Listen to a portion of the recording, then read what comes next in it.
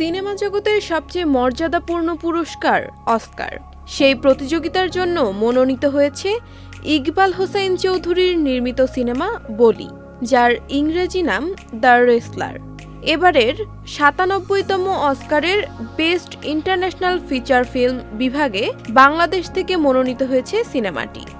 Busan চলচ্চিত্র উৎসবের ২৮তম আসরের নিউ কারেন্টস বিভাগে পুরস্কার জিতেছে বলি। এবার অস্কার জয়ের স্বপ্ন পূরণে পরিচালক অস্কার বাংলাদেশ কমিটির কাছে সিনেমাটি জমা দেন।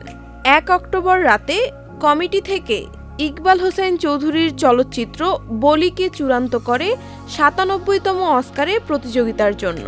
পিপলু আর খানের প্রযোজনায় সরকারি অনুদানপ্রাপ্ত বলি সিনেমার প্রধান চরিত্রে অভিনয় করেছেন নাসির উদ্দিন খান। সাগর পাড়ের এক খ্যাপাটে জেলের চরিত্রে অভিনয় করেছেন তিনি। এছাড়াও অভিনয় করেছেন একেএম ইতমাম, প্রিয়াম অর্চি, অ্যাঞ্জেল নূর, তাহাদিল আহমেদ প্রমুখ। ২০২৫ সালের ২ মার্চ অনুষ্ঠিত হবে ৯৭তম অস্কার অ্যাওয়ার্ড প্রদান অনুষ্ঠান। আয়োজনে academy of motion picture arts and sciences.